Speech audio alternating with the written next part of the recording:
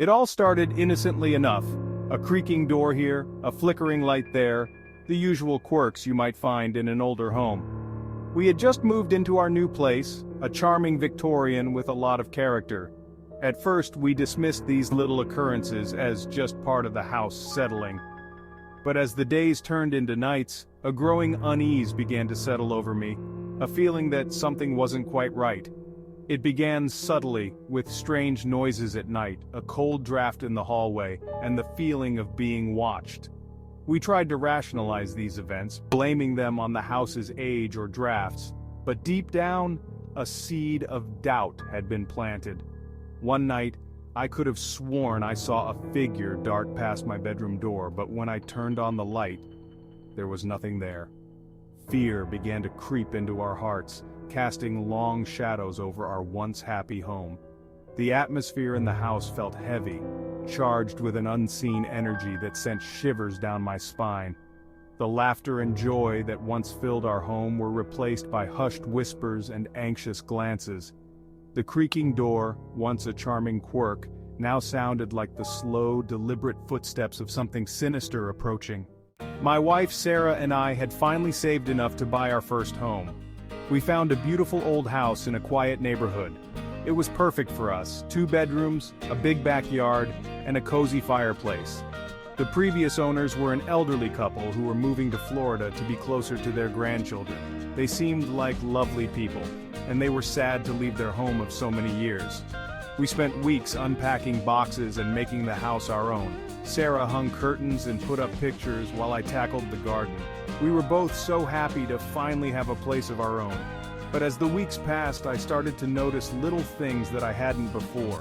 The house seemed to be colder than it should have been, even with the heating on full blast. I started to hear strange noises at night, creaking floorboards, whispers in the walls, and the sound of footsteps in the hallway when I knew I was home alone. I started to feel uneasy in my own home, like I was being watched. We were both exhausted on our first night in the new house. After a long day of unpacking, we ordered pizza and collapsed onto our bed, too tired to even think about making it up properly. I drifted off to sleep quickly, but was awakened a few hours later by a strange scratching sound coming from the closet. I sat up in bed, my heart pounding in my chest. I listened intently, but the sound had stopped. I told myself it was probably just a mouse or something and tried to go back to sleep. But the scratching started up again, louder this time.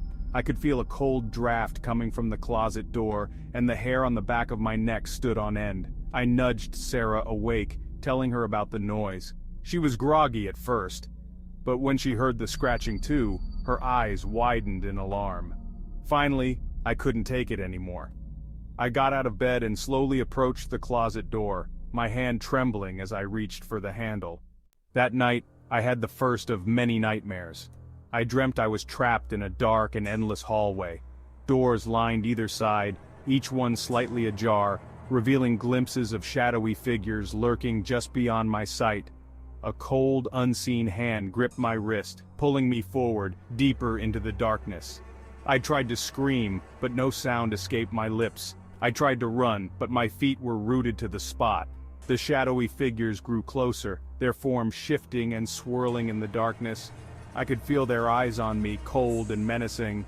The air grew heavy, filled with an oppressive sense of dread that made it difficult to breathe. Then, I woke up. My heart was racing and I was drenched in sweat. The scratching in the closet started again that night, and the nightmares continued, each one more vivid and terrifying than the last. The nightmares started to bleed into my waking hours. I became increasingly anxious and withdrawn, jumping at every creak and groan of the old house. I began to see things out of the corner of my eye, shadowy figures darting past doorways, objects moving on their own. Sarah tried to reassure me, but I could see the fear growing in her eyes as well. One evening, while preparing dinner, I felt a cold breath on the back of my neck. I spun around, expecting to find Sarah standing there, but there was no one behind me. The room felt noticeably colder, and I could have sworn I heard a faint whisper, a disembodied voice that seemed to slither through the air. The once comforting silence of our home became a source of dread. Every creak of the floorboards, every rustle of leaves against the windows sent shivers down my spine. The line between reality and nightmare blurred, and I began to question my own sanity. I finally broke down and told Sarah everything, about the nightmares, the strange occurrences, the overwhelming sense of dread that had enveloped me. To my surprise, she didn't dismiss my fears. Instead, she confessed that she had been experiencing strange things too. She had heard the whispers, felt the cold drafts, and seen fleeting shadows in the periphery of her vision. We were both terrified, but there was a strange comfort in knowing that we weren't alone in our fear. We clung to each other, seeking solace in the shared experience. Together, we decided to investigate, hoping to find a rational explanation for the unsettling events that plagued our home. We scoured the internet for information about haunted houses, paranormal activity, and anything that could shed light on our situation. We contacted the previous owners, who assured us that they had never experienced anything unusual in the house. Their words offered little comfort, only deepening the mystery surrounding our home. Despite the lack of concrete evidence, we couldn't shake the feeling that something was deeply wrong. One night, the nightmare I had been experiencing took a terrifying turn. I woke up in the middle of the night to find myself paralyzed, unable to move a muscle. I felt a crushing weight on my chest, suffocating me, and an icy breath on my face. Panic surged through me as I realized I was trapped, helpless in the face of an unseen terror. I tried to scream, but no sound came out.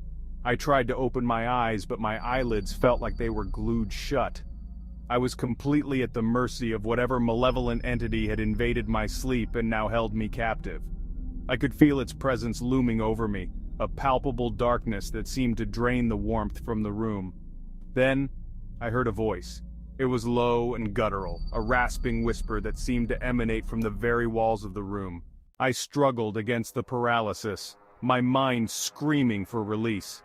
I thought of Sarah sleeping peacefully beside me, and the thought of her safety gave me a surge of adrenaline. I thrashed against the invisible force that held me captive, my heart pounding against my ribs like a drum. Just when I thought I could take no more, the paralysis broke. Gasping for breath, I sat bolt upright in bed, my entire body trembling. The room was dark, the only sound my own ragged breathing. I fumbled for the bedside lamp, my hand shaking so badly I could barely switch it on. As the light flooded the room, I noticed something that made my blood run cold. In the corner of the room, partially obscured by shadows, stood a figure. It was tall and skeletal, its limbs unnaturally long and thin. I stumbled out of bed and rushed to Sarah's side, shaking her awake. She sat up, her eyes wide with alarm. "What is it? What's wrong?" she asked, her voice thick with sleep. I could only cling to her, burying my face in her hair, seeking comfort in her presence.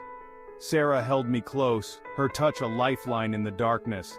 I told her everything. The paralysis, the voice, the terrifying figure in the corner of the room. As I spoke, I could feel her body stiffen, her grip on me tightening. When I was finished, she didn't say a word. She just held me tighter, as if she could shield me from the horrors that haunted our home.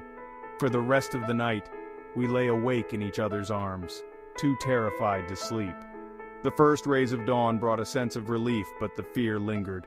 Even now, years later, I still sometimes wake up in a cold sweat, my heart racing, the echo of that guttural voice whispering my name in the back of my mind.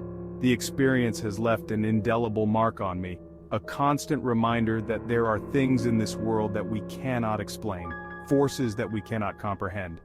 I've tried to rationalize it, to explain it away as sleep paralysis or a vivid dream. But deep down, I know that what I experienced was real. There was a darkness in that house, a malevolence that I've never encountered before or since, and I can't shake the feeling that it's still out there, somewhere lurking in the shadows, waiting for its next victim. I've learned to live with the fear, to push it down and get on with my life. But every now and then, when the lights are low and the shadows grow long, I feel a shiver run down my spine, and I can't help but wonder what might have happened if we had stayed in that house just one more night. The thought sends a chill down my spine, a stark reminder that some doors are best left unopened, some secrets best left buried. The experience has changed me. made me question everything I thought I knew about the world.